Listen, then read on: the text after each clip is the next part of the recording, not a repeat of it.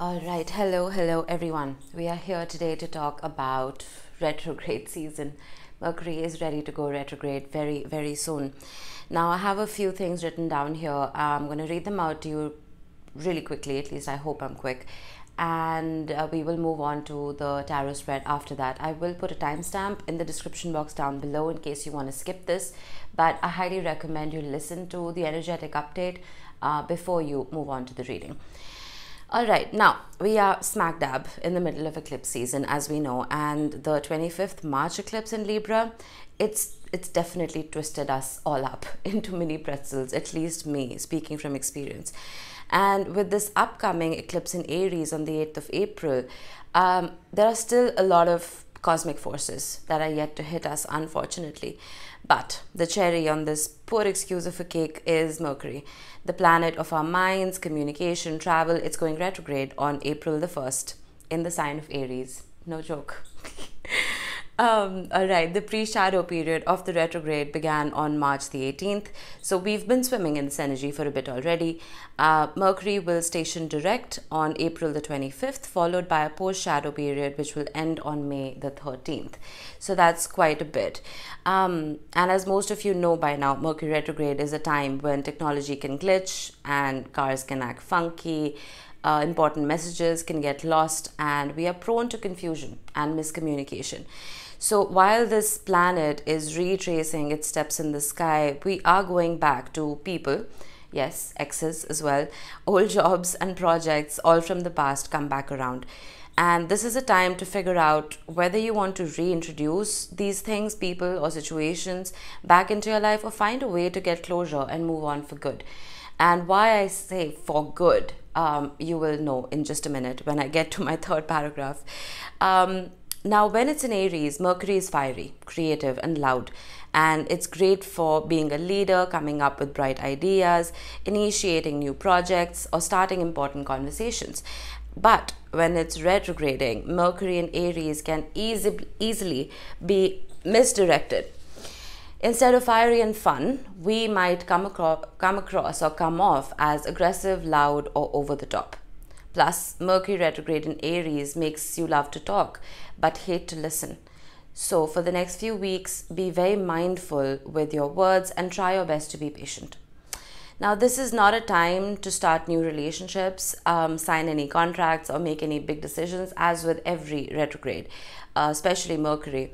This is a time to clear out your life so you can make these decisions in the future. Now, the fact that this transit coincides with the solar eclipse in Aries on the 8th also makes it extremely karmic in nature. This is what I was getting to earlier. Eclipses are about fate and consequences. So things that happen now are likely to become a part of the broader plot of your life. It's more important than ever to pay attention to what's unfolding, because while it may be frustrating, it's happening for a bigger purpose. And honoring your inner child could be extremely healing during this retrograde, because Aries is the newborn of the zodiac, right? It's the first sign on the zodiac wheel. So we are igniting parts of ourselves that have been repressed and unseen for a very long time. It will give us a chance to look back and allow us to give our younger selves a hug, to amend some of that hurt or trauma that we've experienced as children. Now, lastly, a couple of key dates, apart from the ones I've already mentioned in the beginning. April 11th, Mercury is Kazemi, meaning it's in the heart of the sun. Therefore, it has a lot of power to make plans for the future. It is the best day of the retrograde too. My dogs are awake, hold on. Right, getting back to it. So, while the entire retrograde period, it might not be a good idea to make plans for the future, but April the 11th is a wonderful day, okay? April the 15th, Mercury and the Senator, the healing Senator, Chiron, connect, offering us time to heal, process, and eventually release any pain or trauma. Now, Chiron has been in Aries for a bit, and this is about healing core wounds, healing our identity. That is what Aries represents. It rules the first house, right? So anything related to how you're showing up in the world, if your self-concept or even your self-esteem has taken a hit, April the 15th, or even the entire retrograde, to be honest, is a great time for you to start healing that part of yourself. Okay. Now that that is true, we're going to move on to the reading. I'm going to start off with a couple of oracle cards and a little disclaimer. As always, this is a general reading. It may or may not resonate for all of you. Only take the bits that do resonate with you and leave the rest behind for somebody else. Oh, I dropped a card. Okay, no, that was a big bunch, so I'm not going to take them. We will reshuffle. I'm going to move on to your tarot spread and probably freestyle it. I don't have a spread planned. All right. Let's see what we have. We have Shakti, Tangerine Quartz, Solar Plexus Chakra, and it's so interesting. For some reason, I have been talking about the Solar Plexus Chakra, especially with my clients, over and over and over again. There's something here about confidence. The last statement I made when I was going on about this transit was, if your self-esteem or self-concept has taken a hit, right, this is the time for you to heal that part of yourself, because our solar plexus chakra is the seat of our confidence, right? This is the seat of our self-esteem and our self-worth. So this is good to see. And then we have intention, heart chakra, Morsa gate. I was just going to say, sometimes I wonder if the seat of our being is the solar plexus or the heart. The solar plexus makes more sense because it's right in the center, right? But the heart is what we operate from. So we're going to get to this in just a minute once I pull the tarot.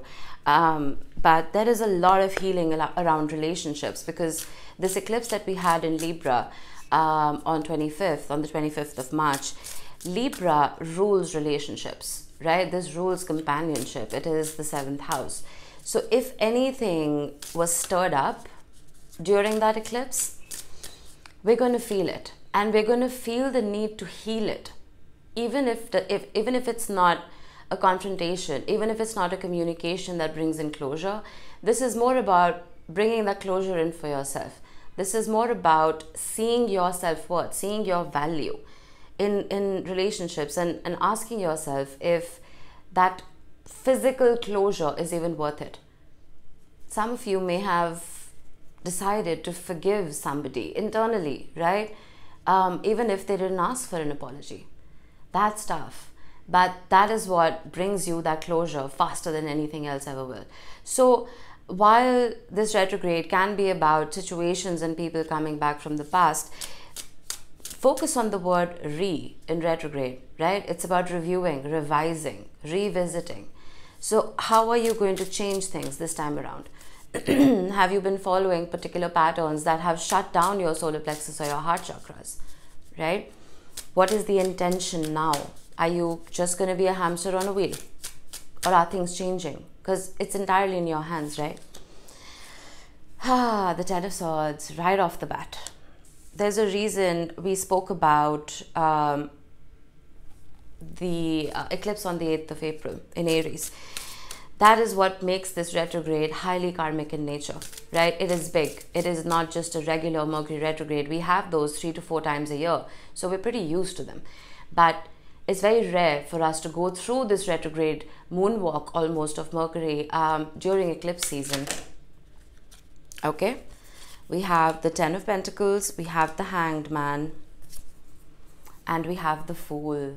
Oh my God, how wonderful is this reading already? 2 tens with the Hanged Man, which is exactly what we need during this eclipse and retrograde season, which can help us weigh out the pros and cons of situations. Is it the 10 of Swords for me, or can it lead to the 10 of Pentacles? This is not about instant gratification. This is not about, manifesting a job or manifesting a call back or manifesting a particular connection. This is about the next 10 years of your life. Every single intention that you have right now is going to lead to something much bigger, right? So operate from your future self's view. Don't operate from your current self's viewpoint. There's something major here. There is a brand new leap of faith that the universe wants to offer after a very difficult ending. There is a promise. But with the Hanged Man, it's almost like there's a caveat. You have to promise the universe that you will think about it. You have to promise the universe that you're going to work on not just your solar plexus and your heart chakras, but you're going to work on your crown. You're going to work on that relationship with the universe so that you become a conduit for change, so that you can listen to the messages that the universe has to offer, right? And not just the universe, your higher self as well. Because when we are stuck in that 3D reality, when we are trying to change that self-concept that I was talking about, we can get very materialistic. But you're here watching a reading. There is a part of you that is highly spiritual. It's not just your inner child that needs to be healed. It is your relationship with your higher self, right? Is your higher self going to be happy with these decisions? There is something here that is coming back for a redo. I don't know what this is. It could be anything. But the Ten of Swords and the Ten of Pentacles together, that is a big sign for me. And the Star, healing. Oh my goodness, what a beautiful reading. So far, we have Pisces energy and Aquarius energy. And I feel like during Pisces season, that is when Mercury's shadow began, the pre-shadow period began. You may have started getting hints of whatever this was, of this return, of this redo, of this revision. You may have started getting hints of it. And I feel like it was almost like a reflex. Self-preservation came back online. I'm suddenly getting the Four of Pentacles in my head, and I have to address it. While something may have caused you an immense amount of pain, it carried a huge promise for you, which is why it was difficult to release, which is why we're at the Hanged Man. We're not at the World yet. The World is closing out of a chapter. The Hanged Man is like you pressing pause, that this means too much to me. I need to make sure I'm making the right decision, you know? And with the Fool, I feel like more than anything, this is a hope. This is a hope that you can leave that baggage behind, because the Ten of Swords, very similar to the Ten of Wands, is an over-saturation of information within your mind. And Mercury retrograde loves to kick that part of us. Our mind is already on overdrive, right? Imagine, okay, you studied the entire year, right? You've studied the entire year and you have to give a final exam 12 months later, 11 months later, and you have to revise the entire book. This is not a quiz. This is not a test that you have to study 2 chapters for. You have to study the entire syllabus. That is the Ten of Swords. So you could have been going through whatever this is for a very long time, and it's suddenly all coming back to you for revision. So that can be overwhelming, which is why the Fool is a wish. It is a hope. I wish I could leave this behind. I need this closure, right? Whether it is to press pause, or it is to redo, or it is to leave behind. But the good news is the Star is here. The Star represents healing, right? Healing in isolation. Oh my God, what did I say? The Ten of Swords, like the Ten of Wands, is an over-influx of information. No wonder the Hanged Man is here. I feel like some of you have really been going through it, and these eclipses haven't made it any easier. I do have the Four of Wands at the bottom of the deck, which is saying a lot. The Four of Wands is a portal, right? This is moving from one reality to a brand new one. It's almost like the Fool shepherds you through that portal. But if you're going to keep holding on to all of this information, this is like a computer, right? Your brain is like a computer. You've fed it too many commands and it's on the verge of shutting down, but you're just giving it more commands. That it's time to revise, it's Mercury retrograde, this person's back in my life, this career is back in my life, I need to make a decision fast. That is not what Mercury retrograde is for.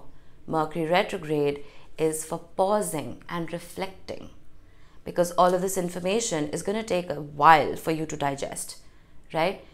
Eventually, you can restart that computer. Eventually.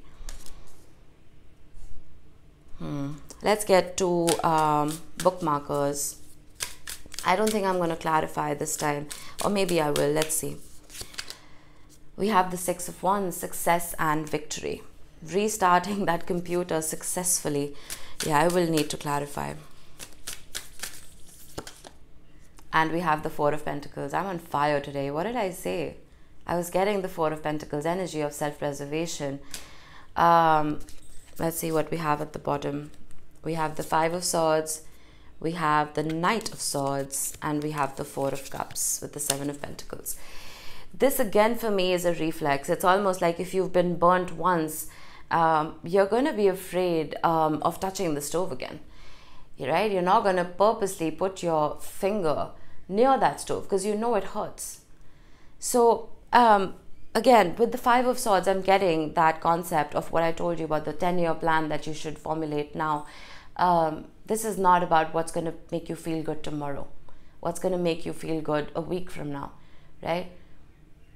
Think about yourself 10 years older. Where do you want to be? Every step that you're taking right now, is it conducive to that vision that you have of yourself? This situation that's coming back around, and that may have come back around multiple times, do you see this in your life 10 years from now? If you do, by all means, press pause and reflect, right? Work on it. Work on it with, if it's another person, work on it with the other person. If this is a career path, work on this career path for yourself. But if you feel this is a waste of time and you're moving in circles, now it's the perfect time to close out this pattern. Not just because of the eclipses, but because of Chiron, right? If your self-concept has been taking a hit, it's in your hands. Okay, let's quickly clarify this. We have the Emperor with the Ten of Swords. Feel like I'm repeating myself, but Seven of Cups. The Emperor is our ego.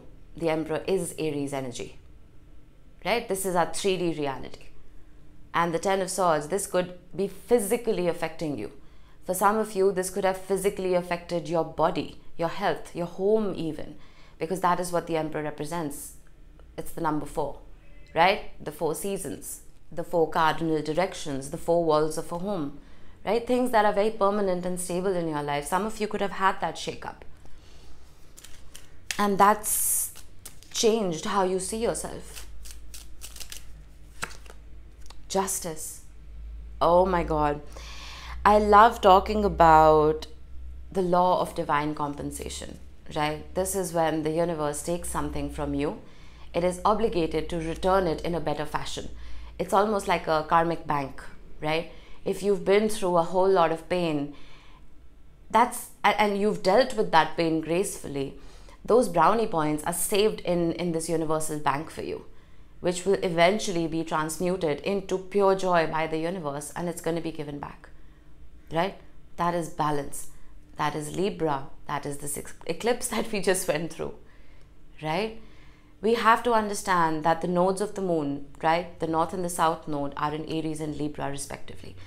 And whenever we're going through this kind of a nodal shift, it puts a heavy emphasis on individuality versus connection. So if you have been feeling this tug of war between me, and us, you're meant to go through that tug of war because you're supposed to prioritize yourself right now. There's a reason Aries is the north node, which is your future path, right? And Libra is the south node, which is what you have to leave behind. I'm not saying everyone has to break up or get a divorce or dissolve contracts. No, this is more about finding yourself within those connections. Who are you, right? Because sometimes, especially when we're in relationships that are very intense, we don't know where we begin and the relationship begins, right? There's that pull. So I'm getting a little hazy here, a little fuzzy here, but you know what I mean, right? Codependency can rock our world in the worst way possible till we face tower moments. These eclipses are those tower moments for us. But regardless, with this Ten of Swords, whatever was taken from you, right, whatever pain and hurt you had to go through, all of those brownie points have been stored in a bank for you. And the universe is going to transmute this Ten of Swords into the Ten of Pentacles and bring you the joy that you deserve. I'm not sure if it's going to be during Mercury retrograde because that's very rare. All retrogrades suck in my opinion. But be patient. The Emperor to the Empress, would you look at that? With the Hanged Man. Stunning. You see how beautiful this is. The Emperor is divine masculine energy. We have masculine and feminine both within us, right? Yin and yang. While the Emperor is trying to take action, trying to take charge, trying to feed in those commands in the computer, which is a very masculine trait, the computer is shutting down. Why? Because it is time for the feminine within you. It is time for the yin within you to take precedent. What is yin energy? It is the energy of receiving. It is the energy of creating joy and beauty first within yourself before you can help others. That is the Hanged Man. That is the pause button, right? Feminine energy has not been created to take action. It has been created to create within. It has been created to receive, right? Google this. This video will go on forever if I give you those tips now. But Google how to reactivate your yin, whether you're a man watching this or a woman. The Two of Cups with the Fool. Beautiful. I knew I was talking about a relationship. I try to keep these as general as possible because not all of you are here for love. But for those of you that are, this is a beautiful sign. It is a beautiful sign of the promise of a new beginning that wants to come in for you. But you see how much work has to be done before that. Not just for you, but for the person you're dealing with as well. It is a portal. But in order to get to this portal, there's a lot of self-reflection that needs to happen. The Page of Wands with the Star. This I feel like is your inner child. I suddenly got that. Whenever as readers we're clarifying, we have to almost build a sentence that makes sense.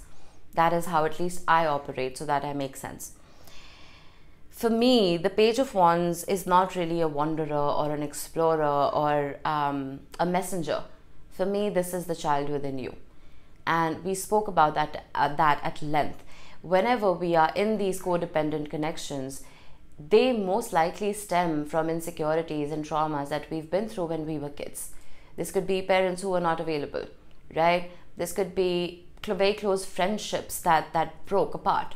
This could be not being seen, not being heard, right? Feeling alone.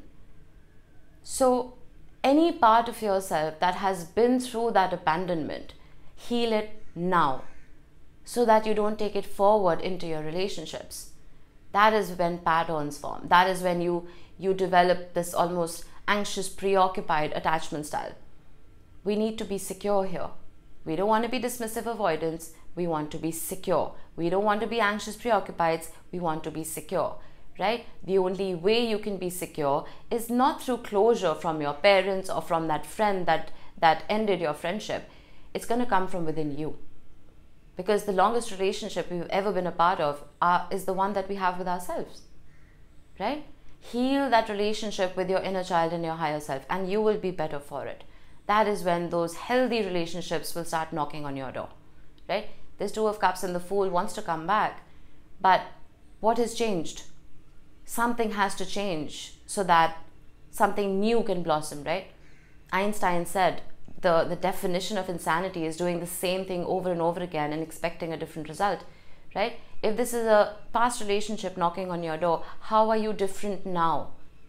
What has changed? If nothing's changed, you're doomed to repeat the past, right? That is when the Ten of Swords is going to come back. That is when the Ten of Wands is going to come back. What's the point, right? The Queen of Wands with the Ten of Wands. This is your solar plexus that's taken a hit. This is your solar plexus chakra. And if you work with crystals, I highly recommend, of course, tangerine quartz, as it says here. Work with citrine, right? Work with golden healer quartz. Work with yellow crystals. And do chakra meditations. Clear out your heart and your solar plexus and even your sacral. Because the Queen of Wands is the epitome of confidence, right? Regardless of gender. This is your self-esteem and your self-worth.